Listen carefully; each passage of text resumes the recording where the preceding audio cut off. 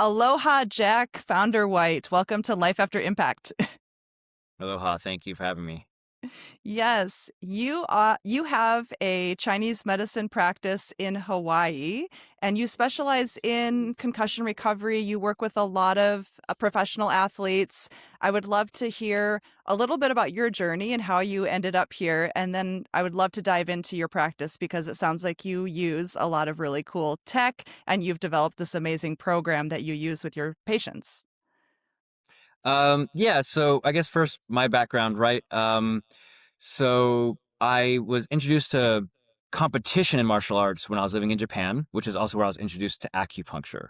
So I competed in kickboxing there for years. I also did touch rugby, which even though it's touch, I got kicked in the face a couple times, broke my nose. So lots of physical contact there in the end, and marathons, which also led to some accidents here and there.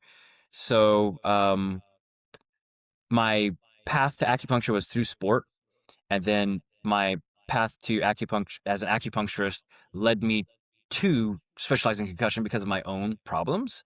Right? We were talking before how um, I really started concussion work and helping others with their brains because of what a doctor had showed me in my EEG that was going on with my brain.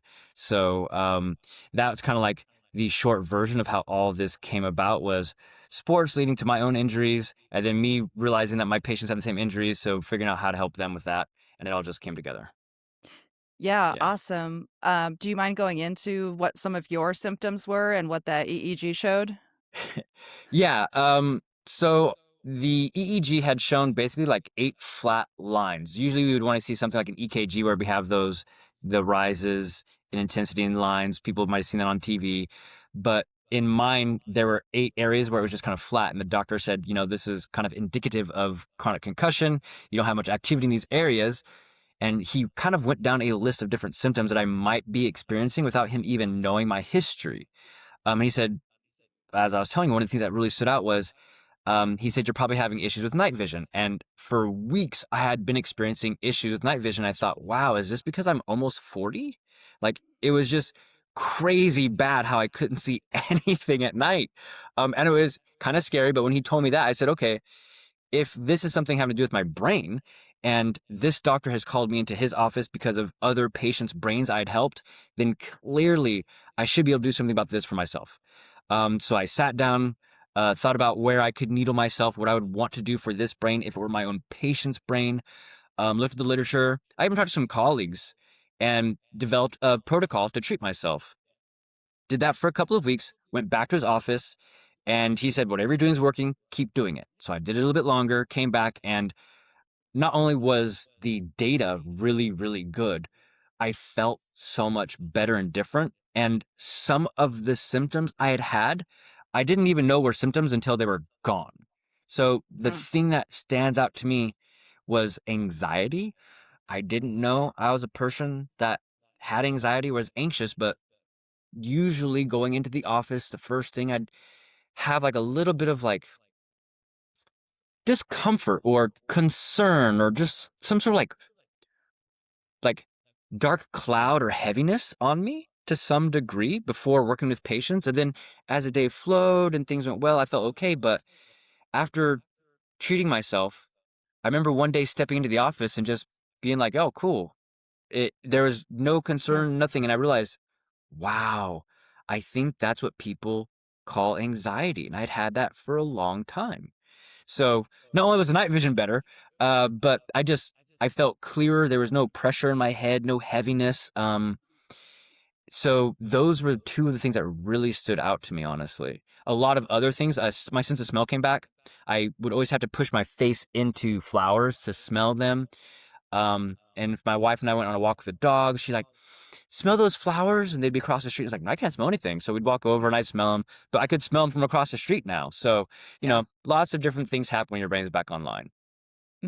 That's so interesting what you say about the anxiety piece because I experienced the exact same thing. Yeah. I had a series of concussions, and over time, I think I developed a lot of anxiety, but I didn't know to call it that. It was also like you talk about just this really like vague sense of, gosh, I just feel not comfortable in my own body and a little kind of on edge. And it's something that I can kind of like work through, but I'm like always working through it. And then when it goes Hmm. away or when it was gone, that's when I recognized like, oh my gosh, that used to be there all the time. And it was kind of interesting to recognize that for the longest time I'd had it and I didn't know that I'd had it.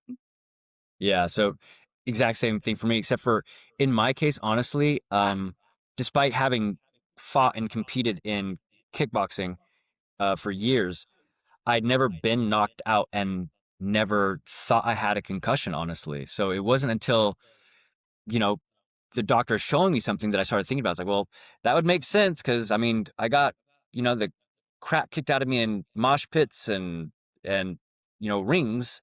So this probably did impact my brain even if I wasn't knocked out. And then, as I get into the literature and I'm learning all these things and starting to work with other professionals in the space, it's like you don't have to be knocked out for it to be a concussion. So it all made sense. Hmm. Yeah, yeah.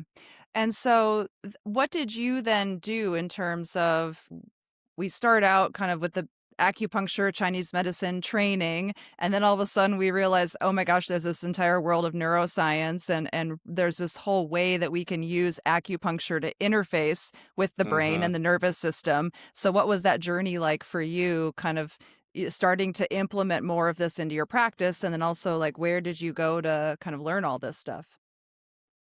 Great question. So, it started out initially as me. There was when I was in school getting my master's, I had done a presentation on concussion, and that was like 2015, 2016, and there was barely any information I could find. It was like as though there's a deluge of concussion literature. It was tough. So in my professional career, I didn't know where to go. So I bought books, and then finally found Natasha Wilch, who had a patient-facing program. And so she said, I don't have anything for providers, but you're welcome to like buy this program. So I bought the program and I started learning about concussion from the patient side first. And then just started thinking about, okay, within Chinese medicine, within what I've been taught in orthopedics, what would I be doing to help these systems? And then while starting to like cobble together my own approaches, um, Natasha then developed a concussion nerds, right, program for providers. So it was perfect.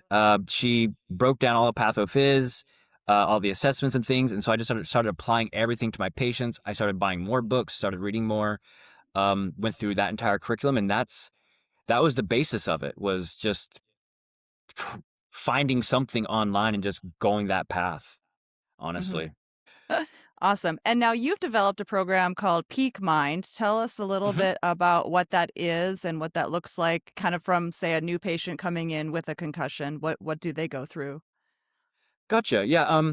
So peak mind in the end is now what we would do for anyone where they have concussion. They have like cognitive issues they want to deal with, PTSD or anxiety, stuff like that, because we're trying to get the brain into just a better place before we apply anything else. But what that looks like is we bring them in for a 2-day evaluation. So it's 2 hours per day. The first day is all tech. We're looking at EEG, balance and posturography. We are looking at the eyes and what they're doing under different tasks. We're looking at the neck. So we have all this tech that we go through the first day to give us data that the patient can see and understand, right? We're able to go over these reports. It's like, well, how did you feel? What did that seem like? And well, this report showed that you'd probably be experiencing that. So it's not a big surprise, and help them kind of better understand things for themselves. Second day, we go through like more of a bedside assessment. So we go through the 7 different systems that might be affected with concussion, plus a few others like primitive reflexes and things like that. Um, and we just go step by step through each system and provide them a very, very thorough, comprehensive assessment of their brain and their body and how the two are integrating. So we help them understand all those pieces, and if they want to move forward with care, then we put them through a program of care of Peak Mind itself. So we then have scalp electroacupuncture, where we're bringing more blood to the brain, we're improving their processing speed, we're actually improving their, based on Wavi's findings, we're improving their brain reaction voltage. So we're giving that brain all the things it needs to already start improving itself, to be able to actually acknowledge errors and then start correcting for them and have the energy for that correction. And once all that foundation is nice and strong, if they want to continue, we then redo those assessments and we build out a program to help them build off of that momentum to further integrate those reflexes and other things they might need help with. So that's the whole plan. It might be a month long, it might be 4 months long. Yeah, awesome. And so you use the Wavi, and I have another colleague that has a Wavi as well. He has Clayton, yeah? somebody, yes, Clayton, and he has somebody that comes to the clinic to actually administer the Wavi. Are you doing Oh, that yourself, or do you have yeah. somebody? Oh, he's got a No, I've been guy. doing I that was myself the wondering, entire time. That's cool. yeah, you need a guy, man. We're, I've trained my wife. We met in school. She's also an acupuncturist, so she's doing that with me. So I have my lady, and we're going to train a tech, probably in a year or two to run people through that tech-based assessment, so we can do more of the bedside and the care. Yeah. Got it. And with the Wavi, how often are you doing pre and post? So every case gets pre and post. So every time. So it will be before they decide to go with peak mind, because I want them to see that data and at least know where they stand, right? Like your baseline is valuable. So that's why the initial is separate from the actual program of care. But then at the end, the reevaluation is all included as part of the program. So they just receive their WAVI at the end. Then if they want to be members, I have a whole program that I'm building out uh, with curriculum and all of that to continue to collect data over time while patients are, changing their lifestyle. They're doing some different exercises and following basically like the guide that we have to making sure their brain's doing the best as possible. So we will have biannual EEGs. We were doing quarterly, but patients were missing them. So yeah, to save on that expense, but also provide them that data. We do that. We use Creos. So I'm collecting a bunch of different cognitive tests and information from them playing games at home, basically. And we collect data throughout the entire span of things, but the EEG is just once or twice a year outside of the program itself. And can you talk about some of the changes that you're seeing on those WAVI EEGs when you're Yeah. doing the pre and the post? Yeah, so if people aren't familiar with what WAVI is or what it does, is it's looking at the electrical activity of the brain, and there's several different metrics it's capturing because we understand that these types of tests that people are doing, we understand how the brain is supposed to be functioning. So they have really great reports. It's really easy to read, but they check on your brain's reaction voltage, so how much energy it's producing in response to a stimuli. And then we get your brain reaction time. How quickly does it initially respond versus how long does it take for you to physically respond, right? And then we see a coherence map, and then we'll see where the energy is. And a brain that is going through these tests should have the electricity somewhat in the central parietal region. So the energy mostly should be here. What we see for concussion, for example, is oftentimes much of the energy will be produced in the frontal lobe and it's pushing backwards. So there's like this big red warm bloom that pushes to a colder brain in the back. Usually by the time patients are done with us, that warmth is traveling more towards the center or is in the middle. And so their brain is functioning much more efficiently. On top of that, we generally will see the brain reaction voltage improve somewhere between like 4 to 8 microvolts, which is significant. Usually it's like 1 to 2 microvolt difference between day to day. So we get clinically significant data there and results there. We see brain reaction times improve, and we will see the physical reaction times improve. So most of those metrics will pretty consistently improve depending on how many concussions the patient's had. So I have some patients who come to us after, successive concussions, somewhat close in time, and we may see some of those things not come online as quickly as we might like, but we always see some of those metrics consistently improve. It just always depends on the person and their sleep, honestly, Hmm. to some degree, right? Yeah, yeah. That's one of the areas where I think there needs to be so much more research is in looking at the use of acupuncture to help modulate some of this brainwave activity. And Uh-huh. so I think there's probably a great opportunity for you to write a case series, putting all this on paper. Yeah, with all the data, I know I should. I have plenty of colleagues who want to help, and there's actually a nurse here who is also a university professor and in nursing, we worked with her daughter, and she was so impressed and happy with the results because her daughter was in a bad place. That she wants to bring in her students to like run through my data and like help put together things, like basically like speed this whole process up to us expanding and doing more help. She's even started a nonprofit that's going to launch in a few months. Then they're going to be collecting grants and donations to get concussed youth to come to us. So we're going to work together to like make this care more available and more accessible to them. And then from there, I'm assuming she has plans to then, look at that data and then put together case series and other studies like that. Yeah, Yeah. amazing. That sounds incredible. Okay, well, you live on an island. What are the Uh-huh. main sources of concussions in Hawaii? Yeah, good question. Well, surfing. We're always going to see them in Mm, surfing. And if people don't know much about Hawaii itself, we're sometimes referred to as MMA Island. There's just a ton of combat sports gyms here. So whether it be MMA, whether it be Muay Thai, whether it be Taekwondo, Jiu-Jitsu, martial arts has a home here for sure. mm, I work with professional fighters, so a lot of the concussions I see come from that. But also all the other sports that you would see. Soccer, I have, plenty of cases from soccer, some basketball, some volleyball, football, baseball. It's coming from all of the sports, but here in Hawaii, we then have that additional layer of just like a legacy or history of combat sports. We have BJ Penn that came from here. We have Max Holloway, who is still competing at the top of the game. Um, Things like that that really is a part of the culture where combat is happening either in the streets or in the gyms, and I end up seeing them when they are hurt. Yeah. yeah, got it. And then I'm assuming not as much hockey. No, yeah, no, yeah. It's funny when I do see colleagues talking about all the concussions they see in hockey. It's like I've I've been on the ice once or twice in my life.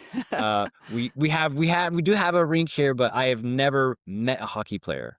You know, Hmm. just haven't hasn't crossed Yeah. my feed or my path in the clinic at all. It would be Hmm. all those sports plus surfing, but if I'm honest, even when it comes to surfing, a lot of the surfers overlook it or don't think about the impact that the sport itself is having on their brain and what the whiplash can do.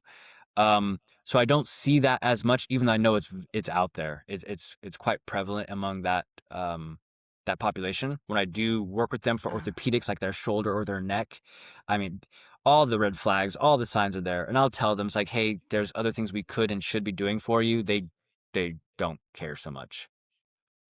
So Yeah, yeah. I can understand that. And I know what it's like to have a surfboard smack me in the back of the head in the ocean. So I Yep. can imagine that happens more than one might think. Mhm. How about you? Where you are you seeing a lot of like hockey concussions? Where is yours coming from? What are your sources? For sure. Hockey, volleyball, cheerleading, horseback riding, motor vehicle Uh-huh. accidents, and of course, slips and falls on the ice are a big one. Sadly, I've had assaults and violence. Yeah. And those are always just really sad to see. Yeah, Yeah. that happens here too. We reach out with us being an island and being small. Events like that end up on the news, and so we've reached out to individuals Mm. who there was little side topic here. There was a lifeguard who saw a boy get beat up by like a group of like 20 kids. He jumped in, tried to help that boy, and he himself got pretty beat up. So we reached out to them to say, hey, we understand there's probably going to be some need for ongoing care. Reach out to us. We'll help you through that. So um, those types of incidents sometimes also are how we find people. Yeah. Yeah. Yeah. And then talk to me about your style of acupuncture. Are you doing mostly electroacupuncture on the scalp initially? Ye- yeah. I will say, I guess I specialize in electroacupuncture. Like that is the path that I found to be most consistent, easy enough to explain to patients to help them understand. Like, hey, we're going to be doing this. These types of changes are seen to happen. Um, so most of my care is electro in nature. I'm always applying stim somewhere and somehow, whether it be through my ETO or my Pointer Plus. Um, so I will put patients through an orthopedic assessment after going through their intake. Um, trying to find and identify what muscles aren't working well. I'll get them going first, assuming that their case and their nervous system is one that is going to respond well to electro. If not, then we're going to go, old school. And I probably won't be needling muscles right away. I'm going to calm the nervous system first. I'm going to get blood flowing, and I'm going to make sure that we're feeling safer and doing better before we then needle the muscles directly, with them being sympathetic fibers. So I have like this mind that thinks about things in that way. What am I seeing in the patient and their symptoms? What is the body telling me to understand what the best approach is? But I will rely heavily on electroacupuncture when it's best. So Hmm. that is what I do. That said, I have a man who, due to some poorly healed surgeries and probably some bad surgeries, he's had numbness and tingling in his legs for years. But he has a pacemaker, so I'm not doing electro. I'm needling the spine, I'm needling the muscles. I'll piston them at the end, so a little bit of dry needling type of things. And he's doing much better. He's barely using his cane now. He's walking really fast and just kind of carrying it. Hmm. Um, so the needles work. It doesn't matter how we do it. It's just making sure that we're applying the right technique to the right case, right? I mean, Yeah. needles are Yeah. needles. Yeah, I had a patient once who was hit by lightning, and it was like you put your hands on him and you felt like, zzzz, and so I was like, yeah, no electricity for you. Like, Really? it was Wow. crazy. Yeah, yeah. Okay. Well, what else do you want to talk about that we haven't touched on? Well, there's a lot going on. So, I've been working with a lawyer to get Peak Mind trademarked and Jack Fonderwhite trademarked, because I am going to be teaching this. It's simple enough. It is consistent. It is life changing. That I People right now are traveling to Hawaii for me. So I just had a family from Washington. The month before that, I had a family from Utah. I've had people from Tokyo, Costa Rica, New Mexico, um, California, New York, Texas, like coming. And while it's great and cool to be sought after, I really think it's unfair to expect everyone to keep coming.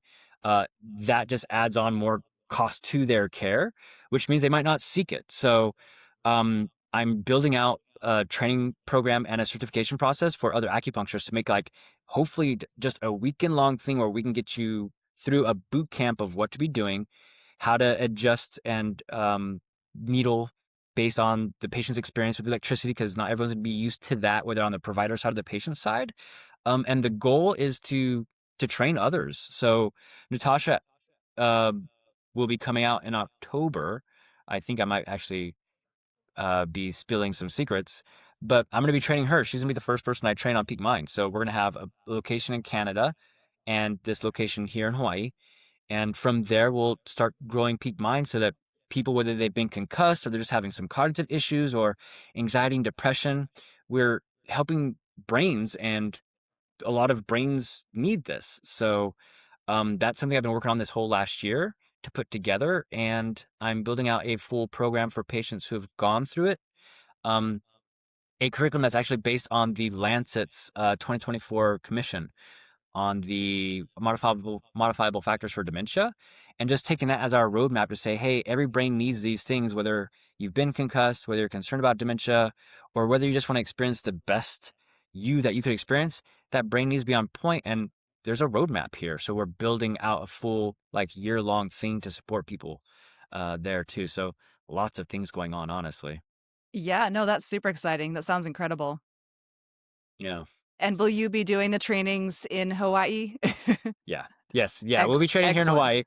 Hawaii. Yeah, I think that's like, what better excuse for providers to come and visit the islands, have a little vacation, and leave home with some skills that are gonna, immediately provide a great ROI, and for the clinic and for the patients. Like, it's a huge win-win, I think, honestly. So yes, the next step in the next year or two, is we get all the legal stuff done. It's almost all completed there. And from there we just start advertising and see if people are interested. And um, I'm assuming they would be.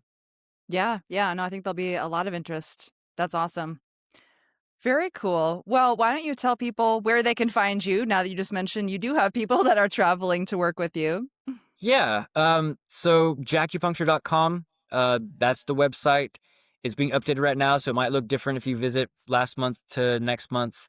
On Instagram, Jackupuncture HI for Hawaii, so at Jackupuncture HI. And if anyone wants to work with me, they can email me, jack@jackupuncture.com, or they can text 808-726-9241. Just get a hold of me. We're happy to work with anyone. Love it. Awesome. Well, thank you so much for your time. Thanks for having me, Ayla. I was really happy to have you reach out. I have your book. I respect your work. I've taken one of your classes in vestibular from Carrick Institute 2 years ago, 3 years ago. Uh-huh. So you are part of the whole, like, how do I keep learning these things? And to found an acupuncturist who's doing the things I was doing is awesome. As I'm reading your book, I'm like, oh yeah, we do that. We do that. Like, this is the roadmap. This is the guide for acupuncturists to take these tools that we have, and really do greater work than I think we are taught in school, and don't even understand that we could be having such a greater impact if we understood this particular condition, for example, right? So good on Yeah. you for making that book available. Very cool. Oh, well, thank you. And it's always good to just build that community of like-minded people who are, on the same page with really appreciating and navigating the complexity of concussion recovery. So definitely want to keep in touch with you. And I'm going to be excited to see about all this other fun stuff you have in the works. Excellent. Thank you. Have a good day. Be well. You too. All right. Bye. Bye.